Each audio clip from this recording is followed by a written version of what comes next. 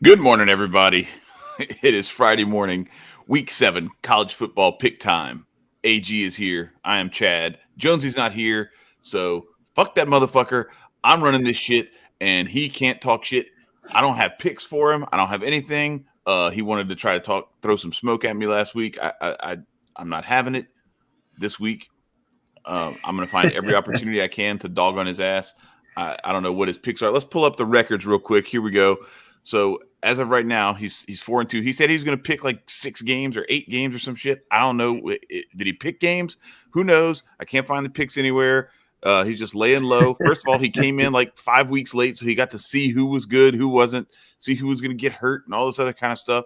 You know, coming in late to the party. Wait. We didn't even go over the standings. Let's go over it. AG, you fucking killing it, man. 13 I'm and 5. slacking lately, bro. I was like 10-2 or something at one point. Yeah, that's true. Right now, You're like what 3-3 in your last. Yeah, I'm hoping I'm not falling off couple right weeks. here, man. Yeah. So and conversely, I started off this shit 2-7. Yeah. And I'm 6-3 in my last 3 weeks or so? Yeah. We started copying my picks, but apparently you're only picking the bullshit. good ones. Get the fuck out of here. You're only picking the good ones. You're getting lucky right now. You're picking the good ones. All right, so here we go. We're gonna go right to Ant's picks for this week. So Ant came in. We're gonna get to that Georgia game down at the bottom because that seems to be a popular game to pick. He's got Syracuse plus 13.5. They are playing at home against Clemson. That's an interesting one. Clemson is kind of falling on hard times. It's interesting to see Dabo Swinney just kind of like, I don't know. He's in a different role here these days lately. It's like Bizarro year. Saban loses to Texas A&M, and Clemson can't get out of their own way. Yeah, we were just talking about last night how like the college football playoff, it's always the same teams. Like they should expand it, and then I'm like, well, actually, not this year because Clemson's just falling off the wagon. Yeah. Like you said. I like that pick. It would still be good. I think it would be good. We can get into that. Definitely. Yeah. So Buffalo minus 7.5 at home against Ohio. And then, of course, like we said, the Georgia minus 21.5 at home against Kentucky. Let's get into that game because this is a game that you and I both picked. We picked it the opposite way. We're going to show our picks in a minute, but I kind of want to break down this game and get your take on it. So Saul G made a really good point earlier this week on Facebook. Shout out to Saul G. I reached out to him. He can't make it in this morning to be on with us live, but he said, y'all sleeping on this whole thing. Y'all are making it seem like, you can already crown Georgia the champion way too early. He said, y'all already forgot about that Clemson game. And yeah, that Clemson team that hasn't looked all that impressive, lost to North Carolina State, almost lost to Georgia Tech with like a late goal line stand. They've been playing ugly, winning ugly when they win. And that Georgia team only put up 10 points on them and barely escaped with victory. Yeah, they're running roughshod through a lot of the competition that they've met so far in the SEC. But this week, this game, I watched this Kentucky team just run the ball down LSU's throat. Now, I'm not saying this is like some super impressive thing or anything like that, but like LSU has, if they've done one thing well so far this year, they've played good defense. They've been inconsistent offensively. But Kentucky can run the ball. Kentucky's got an explosive offense, and Kentucky plays solid defense, and they gave Florida everything they could handle. And I don't know. That 21.5 is a lot, even at home for Georgia. Yeah, I agree. I mean, that 10-3 game, we all hyped it up because it was, a great defensive battle, and it was Clemson versus Georgia. We thought Clemson was going to be the same Clemson we've seen for the past 6-7 years.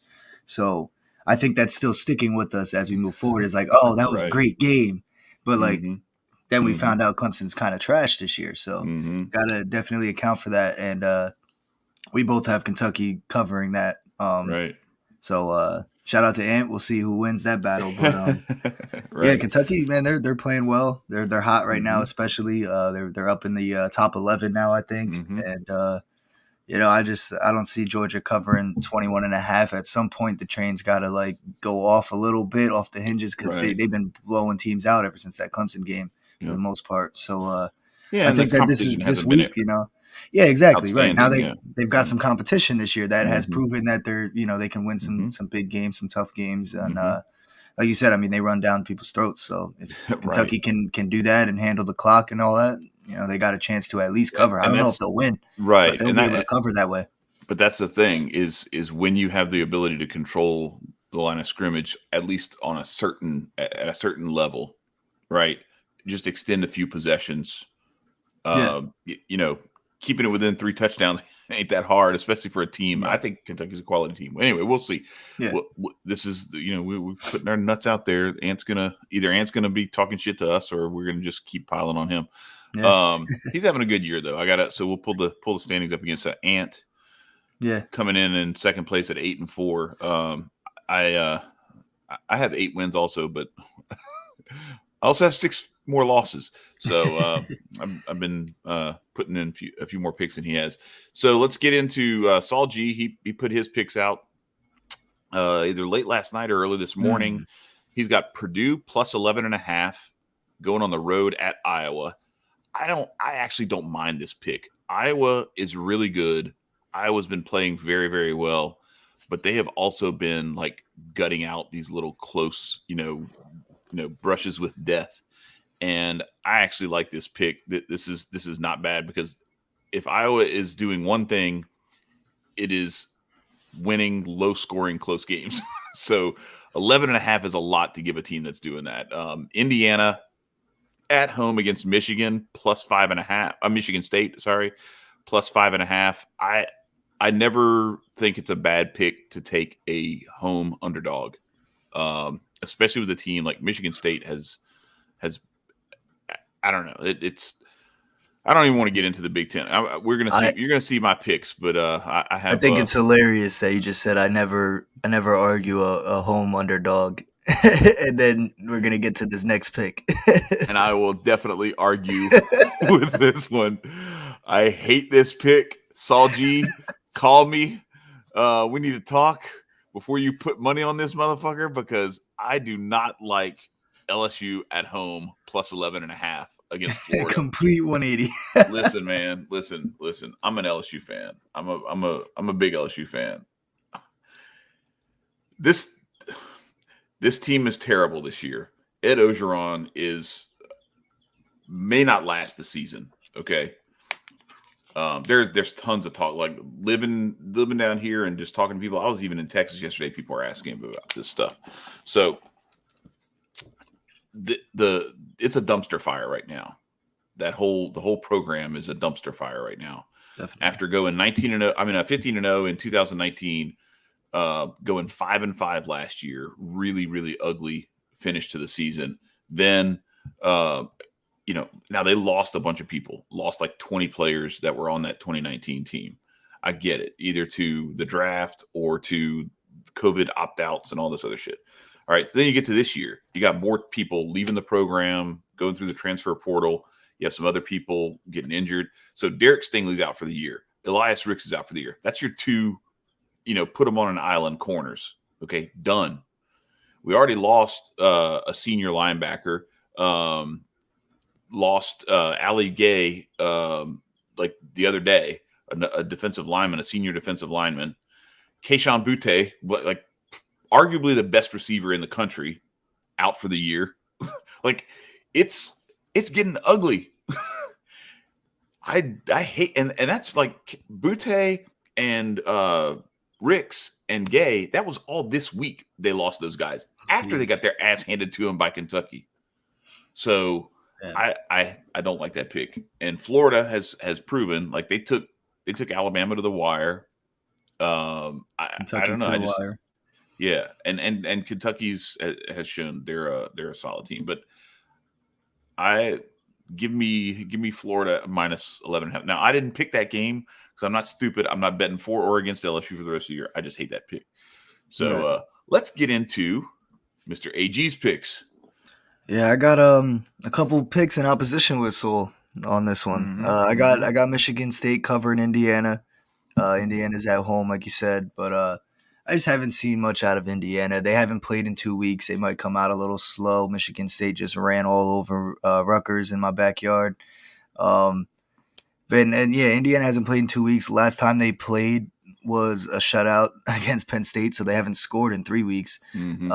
And Michigan State 6-0. They haven't really played anybody, so I'm not really hyping up their 6-0. Yeah. They got the back end of their schedules where they play all the top dogs, but Mm-hmm. I think they'll be able to cover 4.5. It's a 1 touchdown spread. You know what I mean? So I got them covering that. We'll see how that goes.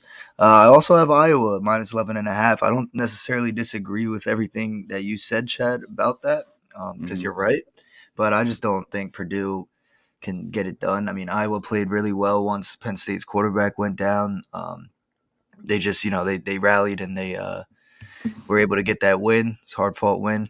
So I think they're coming in a little hot off of that, and I just don't think Purdue has the firepower to really stick with them. I don't think Iowa will necessarily blow them out, but if they're able to stop them from scoring, if they can hold Purdue to like 10 points, they can easily cover that with a 24-10 win or something.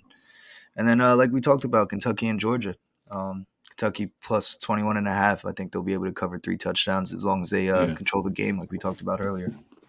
Yeah, for sure. I think that's a good pick. I do think it's interesting though that when Saul picked the home dog, he picked it plus 5.5, and then when you pick the road favorite, you pick a minus 4.5. So y'all disagree on the spread, sure. But it's both of you disagreed in your own favor. I like it.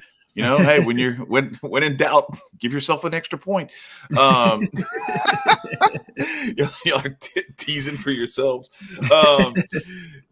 So let's get into my picks here before we wrap it up. But I want to briefly go over this idea that we had for the college football playoff thing, because the reason I bring that up is because, like, apart from betting against Oklahoma, I'm pretty much all SEC at this point because, like, that's where I pay attention and that's where all the best college football is played. Let's just face it. So I got Kentucky, and I'll get into what I mean by that in just a second because I know you're probably going to try and argue with me about how the Big Ten or some nonsense. But no, Kentucky, man, you got that. Kentucky plus 21.5 on the road. We already talked about it. We don't need to beat it to death. Arkansas minus 4.5 at home against Auburn. I've seen Auburn play. I like the elusive capability of Bo Nix and everything, and he does his thing. But I like what I've seen out of Arkansas. They can put up points. They can put up points big time. If we were doing it this way, I would have just taken the over in this game. I think this game's going to be a high scoring affair. I think we're probably looking at something in the 30s for both teams. But I think Arkansas has enough to win this one by a touchdown. And then TCU plus 13.5 at Oklahoma. TCU is actually not that bad, and Oklahoma is the most overrated team in college football. I said it. I'll say it every week because every week I pick against them with the spread, and every week they damn near lose the game and find a way to, like, pull it out of their ass at the end with, like, Texas fumbling a kickoff or some bullshit. So Oklahoma's terrible. But what's that spread again? As top 5 teams go, what's that? What's that spread again? The Oklahoma 13.5. Oh yeah. That's solid. 2 touchdowns. Yeah, give me that. TCU can play too. All right. So now, for anyone who wants to disagree about whether or not the SEC is by far the best conference in college football, I bring you this. And the other thing is that I will dispel is this notion that it's just Alabama. All right.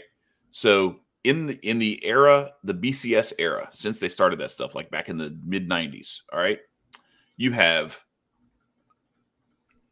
this is conference by conference. Okay. The Big 12 has 2 national championships. They're by 2 different. They have 3 national championships. One by Nebraska, one by Texas, and one by Oklahoma. They have the ACC has 2. It's 5 with 2 different teams. Okay, Clemson and Florida State. The Big East has none, with Virginia Tech and Miami showing up in the game but not winning. The Pac-12 has a couple with USC, with Oregon showing up there, but USC was the only team that ever won it. Big Ten has Ohio State, and that's it. And then Notre Dame appeared in the national championship and lost to Alabama. They got blown out. Now the SEC, 15 appearances. Okay. And I don't know, I don't remember how many titles it is, but here are the different teams who have won the national championship. Alabama, Auburn, Florida, Georgia, LSU, and Tennessee have appeared, and all but Georgia has actually won it. And I think this year is there's a very good chance that changes, that you actually finally get Kirby Smart might actually bring one to Georgia. I kind of hope they do it. Like, yeah. I'm not even gonna lie. Like, at this point, like, LSU season is a wash. I'm kind of pulling for Georgia because they're well overdue on that. So let's get into this thing on the college football playoff. I've been talking about this since those mid '90s when the BCS system, because there was this stretch of time there where they had like Florida State and Notre Dame played against each other, and like Notre Dame won, and then they played each other again in the national championship. And I was like, what the fuck is the point of this? Like, this is stupid. Like, let somebody else play. And then the same thing happened. Like, I really thought it was stupid. And this isn't just me being sour grapes, but I really thought it was stupid in 2011 that you have this big game of the century. LSU goes into Tuscaloosa, beats Alabama in overtime, and then has to play them again in the national championship. When Alabama didn't earn their way in there, they were just like, yeah, we picked them to play you. When Oklahoma State had won the Big 12, and the only reason they weren't in the national championship is because they had like a plane crash that like killed a bunch of people. And they were playing on the road against Iowa State, and Iowa State like beat them late. I remember that. Like that. Yeah. And the whole sideline was all depressed and everything. Yeah, It was like all their friends and like coaches. That was crazy. Yeah, I remember that. Yeah. So that's the only reason. And that was what was that kid, the quarterback? I can't remember his name, but Justin Blackman was on that team. Yeah. But anyway, who was it? I'm trying to think. I can't think of it either. I know exactly what you're talking about. A little cup of coffee in the NFL, and that was about it. But yeah. So my thing is, because I've seen, whether it's Oklahoma and Boise State in the Fiesta Bowl, or Brandon Weeden.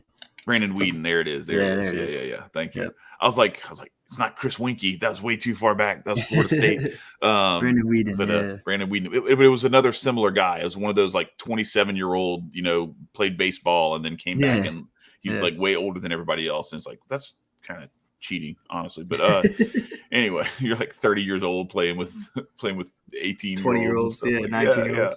Like, you're in your prime, and they're anyway. I'd be kind of salty if I was like, an incoming freshman. I was like, dude, I got to college, play college football D3, and I play slot. There's this big ass linebacker. We're running practice, and I'm on scout.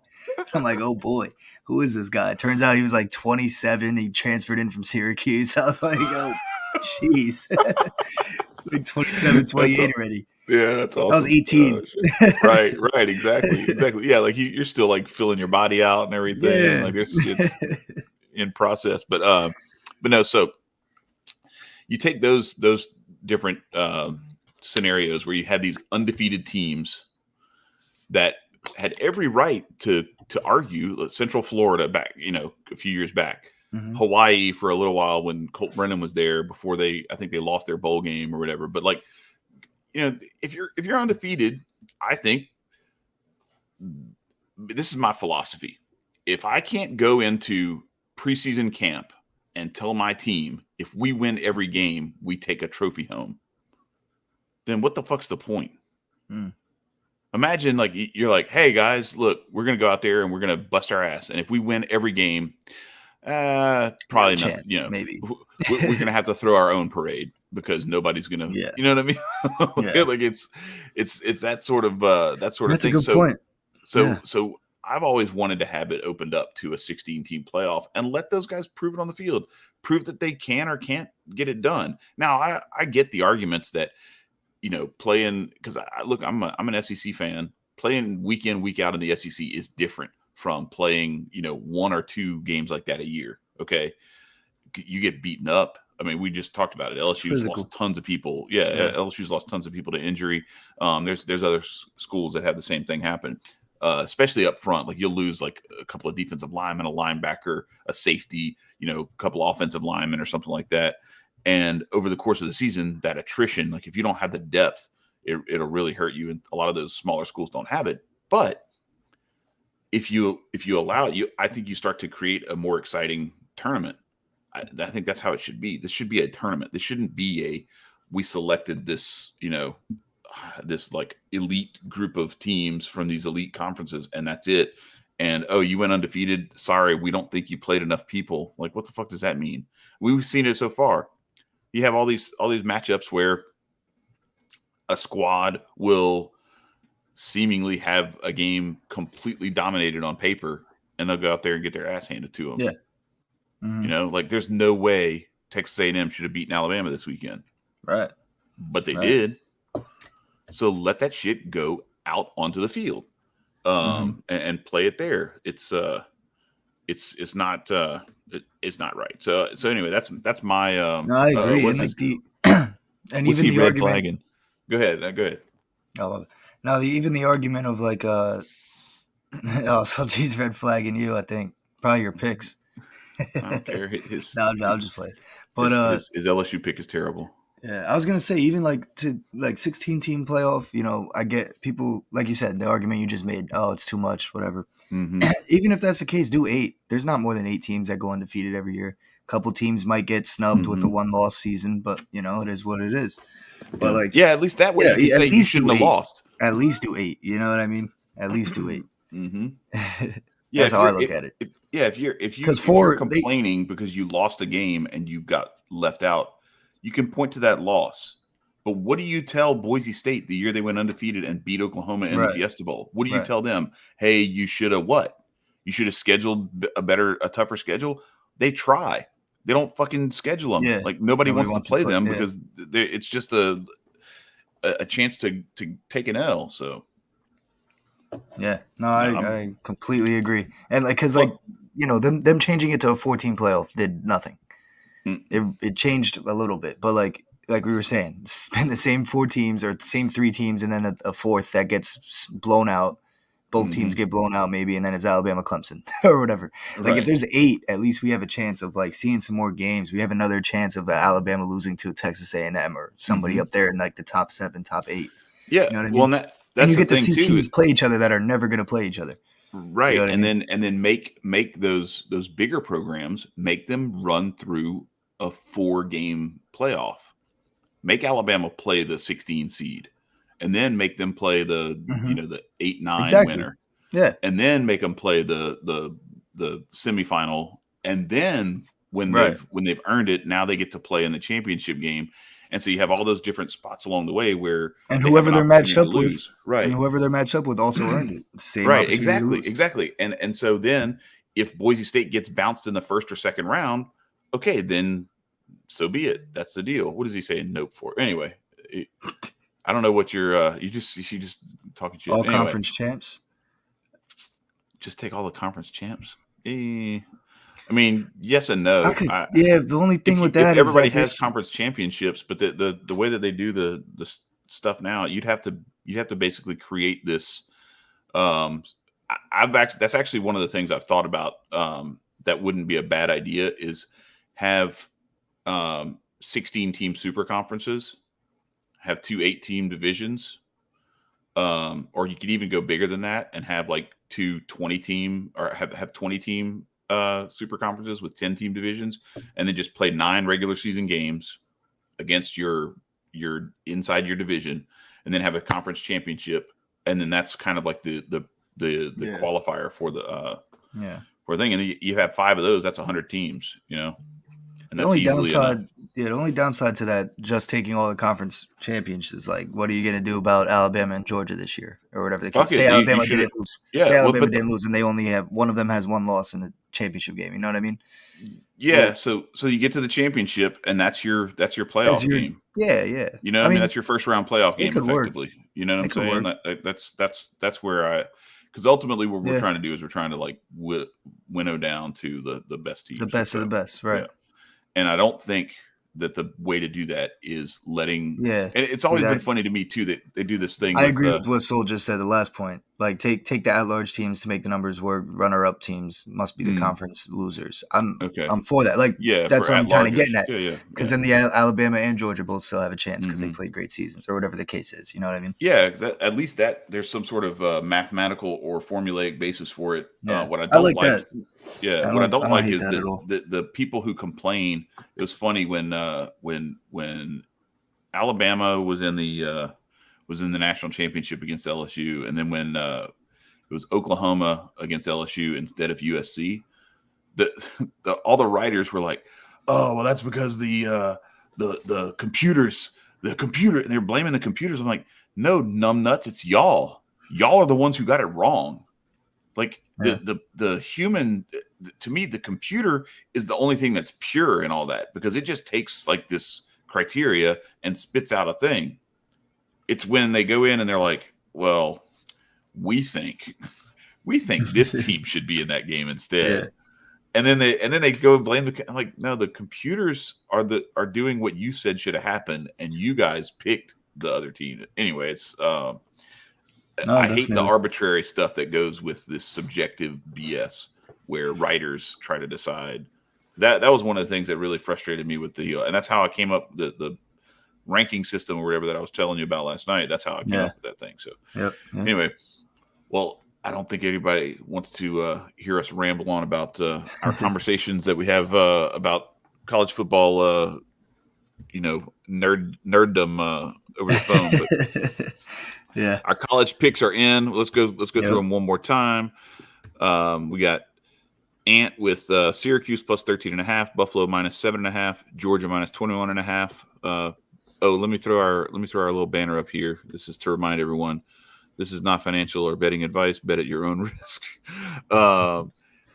We got Saul G with Purdue plus 11.5, Indiana plus 5.5, and that terrible LSU plus 11.5 take. Saul G, you must not know that the entire LSU team is hurt, and they just got their ass handed to them by Kentucky. But that's okay. Call me after. We can talk about it. I can talk you off the ledge so you don't lose all your money. And AG, you had Michigan State minus 4.5, Iowa minus 11.5, and Kentucky plus 21.5. So you went against Ant on one of those picks and against Saul G on the other two. So I like it.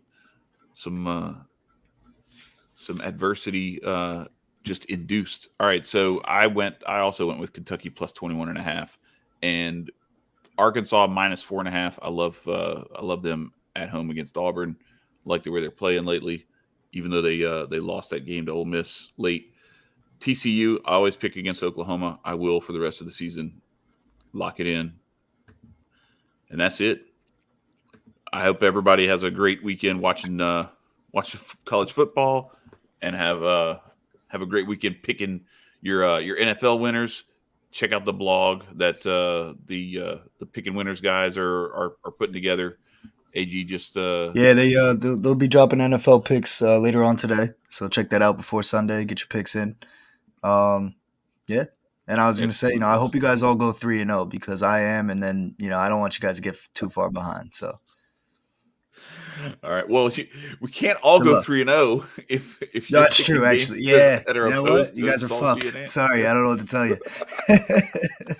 So Saul G's guaranteed to go 0-3, and because LSU is not covering that 11.5 point spread, they're going to get killed. It's going to be ugly. The other thing is too, Saul. Listen, let me tell you this. I'll give you one other piece of advice. This is coming from the heart, from a diehard, I've lived here my whole life, LSU fan. An 11 o'clock kickoff at home is death to an LSU football team. Trust me. There's no way we can get drunk enough by 10:30 it's going to be dead. There's going to be no energy. They're already talking about firing Ogeron. Like, half the team's hurt. They don't give a fuck. Like, it's going to be disgusting. Florida's going to come in here and kick their ass. Watch. Anyway, that's all the advice I will give you. And with that, enjoy your weekend, everybody. Bet wisely. Luck, fellas. Yeah. Good luck. Peace.